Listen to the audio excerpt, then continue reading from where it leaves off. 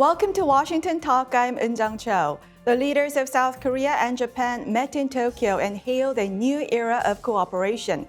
Just hours before the summit, North Korea fired an intercontinental ballistic missile as a reminder of the common threat faced by the two countries. Today, we discuss how the latest summit further accelerates the U.S.-South Korea-Japan cooperation.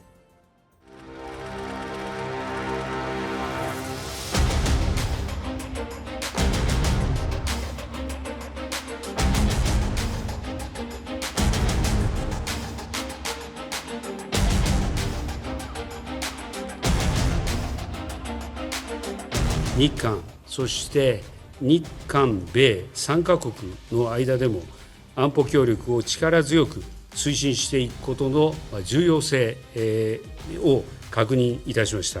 조금 전 정상회담에서 우리 지소미아 완전 정상화를 선언했습니다.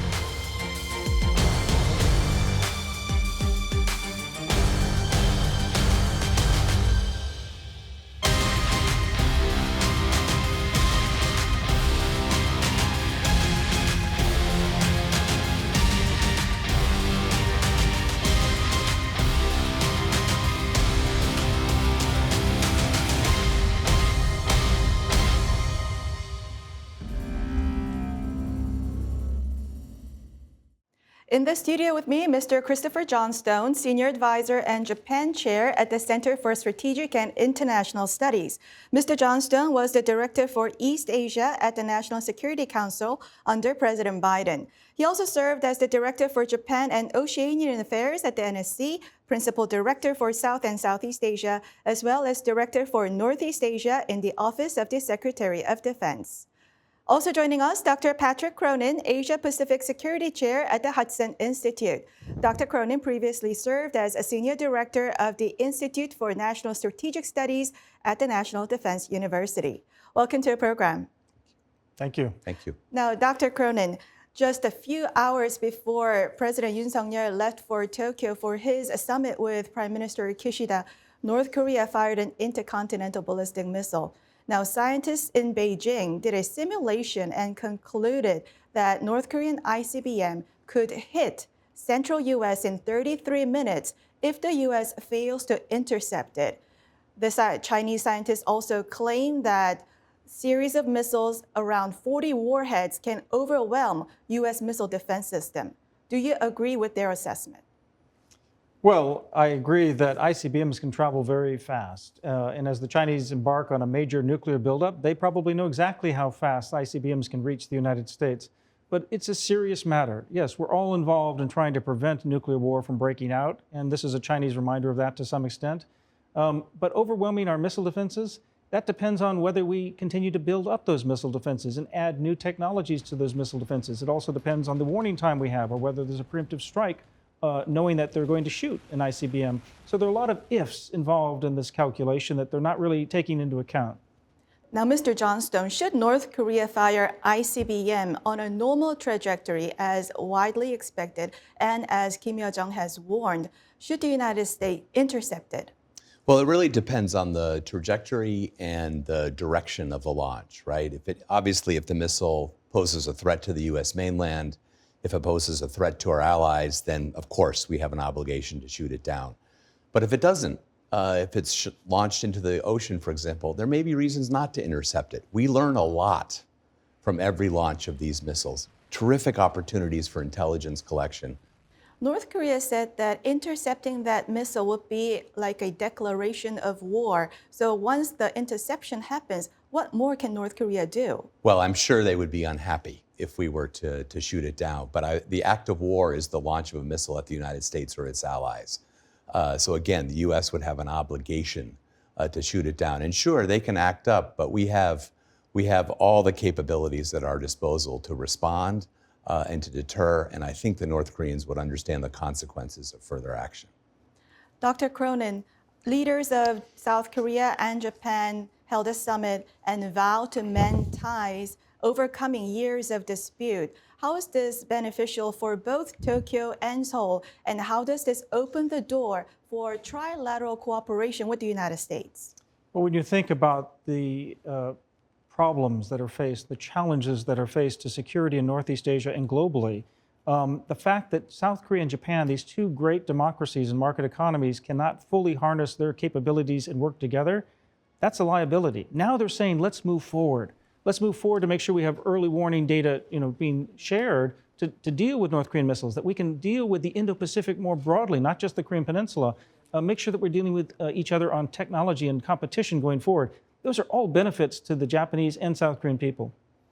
Now, Mr. Johnstone, with the latest summit, more security cooperation between U.S., South Korea, and Japan are expected.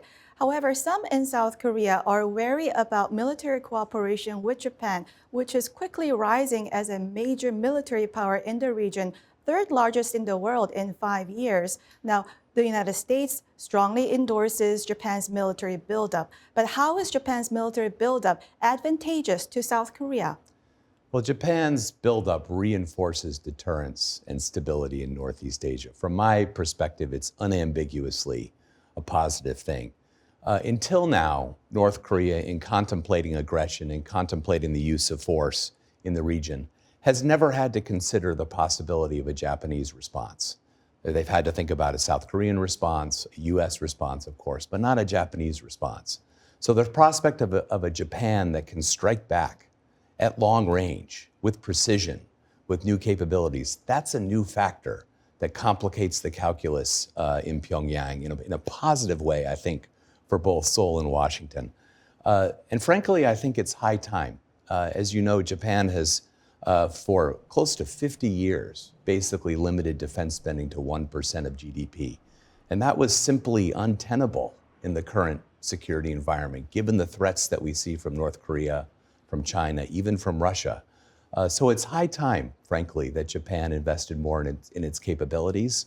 And I think it's a welcome thing. And I think even President Yoon expressed understanding for why Japan has embarked on this course. Now, Dr. Cronin, in the lens of political realism or realpolitik, the United States is supporting Japan grow stronger to balance against and contain China.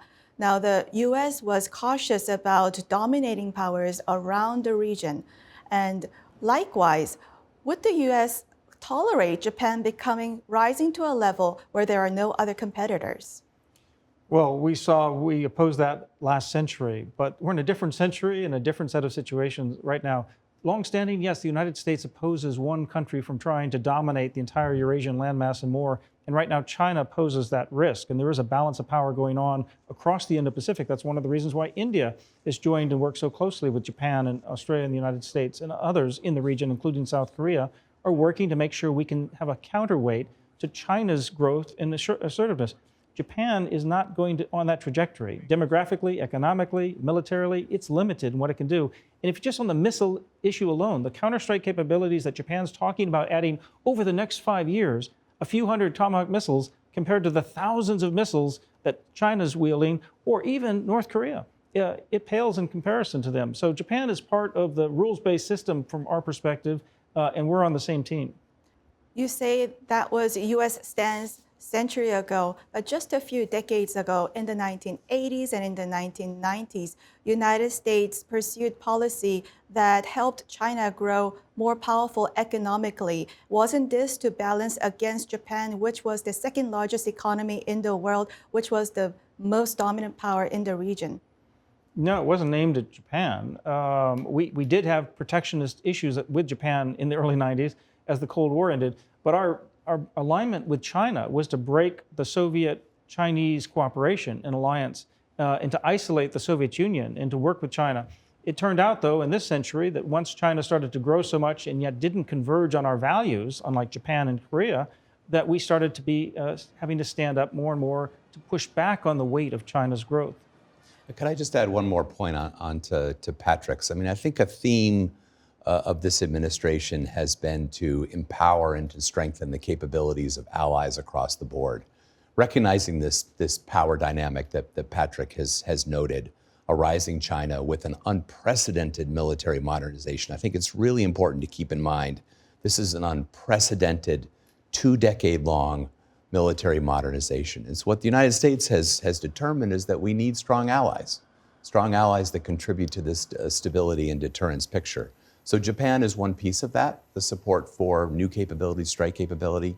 You also look at Australia, the decision to provide nuclear propulsion technology to Australia, the decision to lift remaining limits on South Korean missile forces. All of these things are a piece of a whole that adds up to allies that are more capable and together strengthen this rules-based order in a way that supports our common interests.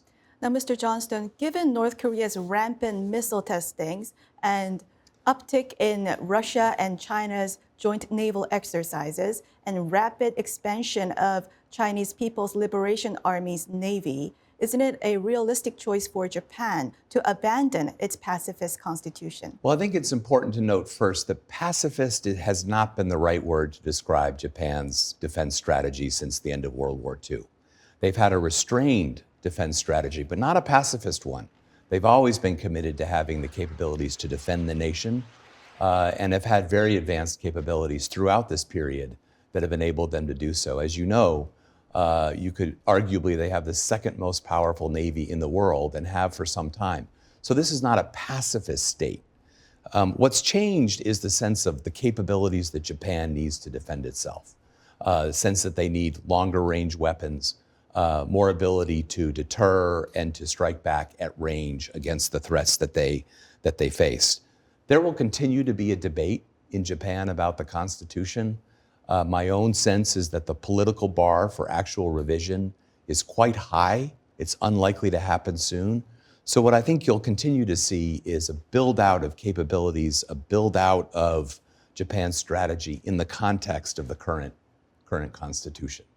Now, Dr. Cronin, President Yoon Suk-yeol declared that complete normalization of Jisomia. How does Tokyo and Seoul contribute to and benefit from this intelligence sharing system? Well, for the same reason that Chinese study about the flight of ICBM shows how fast war can happen even across continents. When you're in one local theater in Northeast Asia, those missiles fly even faster and reach faster time. So you have to have real-time intelligence sharing. And right now, the full normalization of Jisomia, this information sharing agreement, allows Tokyo and Seoul and Washington to make sure that they are sharing all the launch data. And look how many launches we've seen out of North Korea since last year, for instance, alone. We've seen more than 100. So it's very important for them to be working closely together to have a chance to defend South Korea and Japan from missiles that could fly from North Korea. Now, Mr. Johnstone, some people in South Korea say South Korea has better intelligence capabilities on North Korea, and there isn't much that Japan can offer to South Korea. What is U.S. assessment of Japan's intelligence capabilities on North Korea? And is it a fair assessment to say that Japan's intelligence on North Korea is inferior to South Korea's? Well, I wouldn't want to directly compare the intelligence capability of South Korea and Japan, but I would say it would be a mistake to underestimate the capabilities that Japan has. They have an extensive satellite intelligence collection architecture, both electro-optical imagery as well as radar imagery. They have extensive signals intelligence capabilities.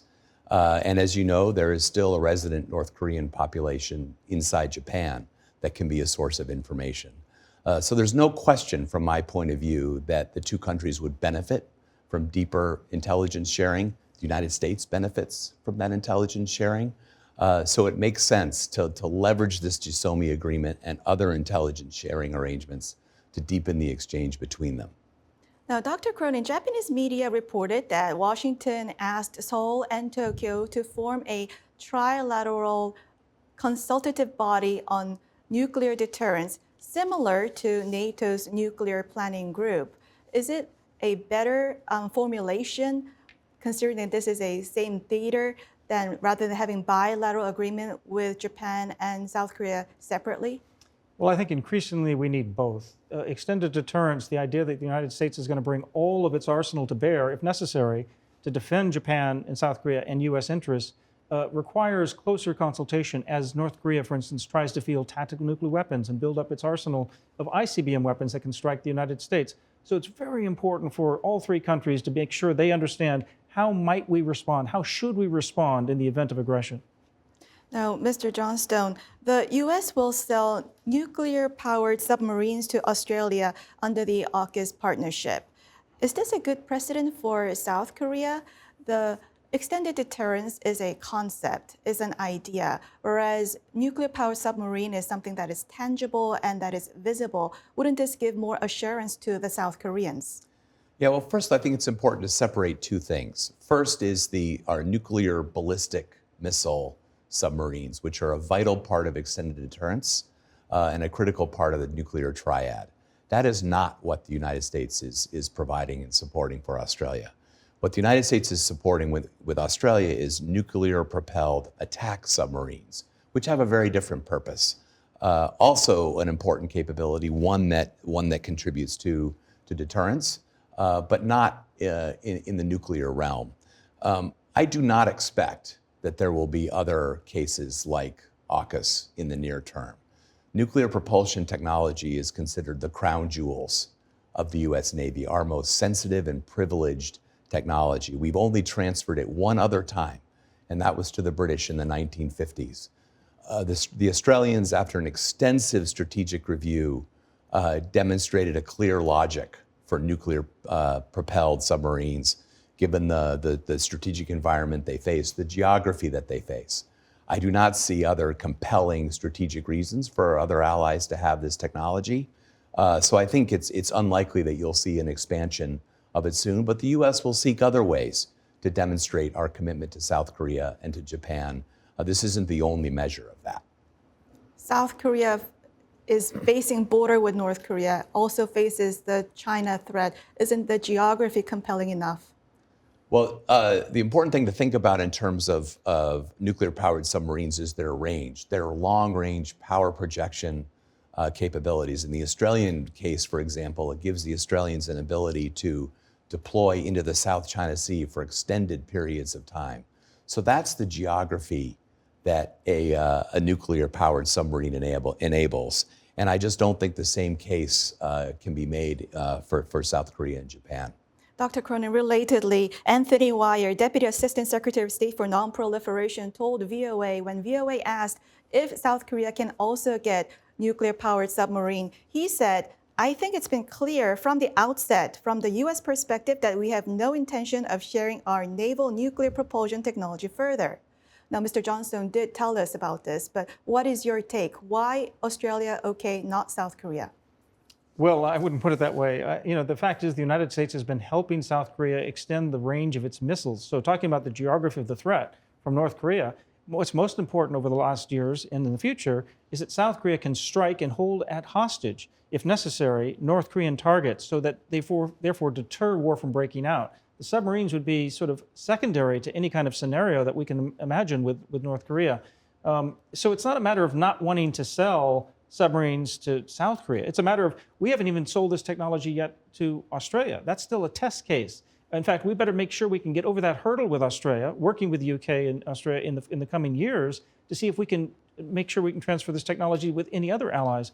But submarine technology is not the key need for South Korea right now. Right now, it's more of missile defense, its ability to strike back, maybe even preemptively if necessary, if they see a threat coming. It's the three-axis deterrence system, basically. And I think there, the United States is leaning forward to help South Korea. Now, on that note, North Korea has tested more missiles recently. And is this only way that North Korea can show its capability against US-RK joint drills? Is this another indication of North Korea inferiority military-wise against US and South Korea? Of course, we do note that North Korean missile testings are a threat to the region. We have gaps in our own military, but North Korea has gaping holes. And yes, they are missile heavy. And so they are using missiles to demonstrate, to show, and also to push forward and advance their research and development at the same time. So they are using this as a pretext to develop their system, but it's also, yes, their only way to demonstrate both strength. You cannot strike North Korea without penalty of possibly getting struck. And secondly, we want you to make concessions and let us be a normal, permanent nuclear weapons state, because that's who we are, and we're going to defend that right. That's what they're trying to say every time. So yeah, firing an ICBM, firing cruise missiles, firing short-range ballistic missiles. North Korea is trying to show that they are a normal state that should be allowed to defend itself. And we're pushing back and saying, no, those are being done unlawfully against UN Security Council sanctions. And we're not going to let you just threaten South Korea, Japan, the United States without us also defending ourselves with strong deterrence. I'd also note, this is expensive. Every time you fire a missile into the ocean, it uses valuable resources, consumes resources. So there's a sense, frankly, that if North Korea continues to want to fire its arsenal into the ocean, it's unfortunate maybe from an ecological standpoint, but it's consuming valuable resources in North Korea. Now, Dr. Cronin, Mr. Johnstone talked about how shooting missiles is draining North Korean resources. Secretary of Defense Rumsfeld once pursued the strategy of draining out North Korean resources in a O-plan strategy. So is this something that U.S. could also consider about having North Korea fire more missiles to drain out its own resources? It's a type of competitive strategy, yes. There's food insecurity rampant in North Korea. They don't have unlimited resources or even unlimited support from China. So they do have to be careful about how they spend their resources, but they're spending like they have all the money in the world. This will cost them, and it can be part of a competitive strategy, yes, that they'll be weaker as a result of all these test firings. North Korea developing its asymmetrical capability of nuclear weapons on multiple platforms of missiles, doesn't that complicate U.S. and South Korea's defense? Shouldn't we take it very seriously? We should certainly take it seriously, but I think it's all the more reason why stitching together the U.S., Japan, South Korea trilateral arrangement is so important, because it reduces the seams. It eliminates the seams that the North Koreans can try to exploit with the various systems that they're bringing to bear. And then combining that with the very unequivocal statements of commitment on the part of the United States that it would be the end of the regime if North Korea uses nuclear weapons. I think that combination of tightening trilateral cooperation and reinforcing our extended deterrence commitments through declaratory policy, through other demonstrations of our capabilities, are very important and effective. Now, Mr. Johnstone, the longest-running large-scale Freedom Shield exercises between U.S. and South Korea are underway. Now, they jumped the first stage, which is defense measures, and they just quickly enforced the second stage, which is counterattacking and stabilizing North Korea. The U.S. and South Korea also conducted exercise Teak Knife, infiltration, and leadership decapitation. Is the U.S. and RK military strategy leaning more towards targeting leadership as opposed to before? I don't know that there's been a change on that front. Going after leadership has always been a focus of U.S. and South Korea military planning, certainly always been a focus of for the South Koreans. So I think part of the purpose here is to demonstrate that we continue to build the capabilities to do so if we had to. And that's the message here. Now, Dr. Cronin, Mr. Johnstone just said that it was always U.S. policy to go after the leadership, but the rhetoric these days, Secretary of Defense Lloyd Austin and also Pentagon spokesperson, not only is this written on National Defense Review or the Nuclear Posture Review, people also come up and say that if North Korea uses nuclear weapons, it will mean the end of the regime. Now, the high-level officials so clearly and so confidently talking about ending the North Korean regime, is it because U.S. believes North Korea doesn't have the second strike capability? We don't hear this about Putin. Yeah, it is a smaller power. It has fewer capabilities even as it builds up. But the point here is that North Korea will be given assurances that we are not interested in regime change, provided it wants to come back to the diplomatic table.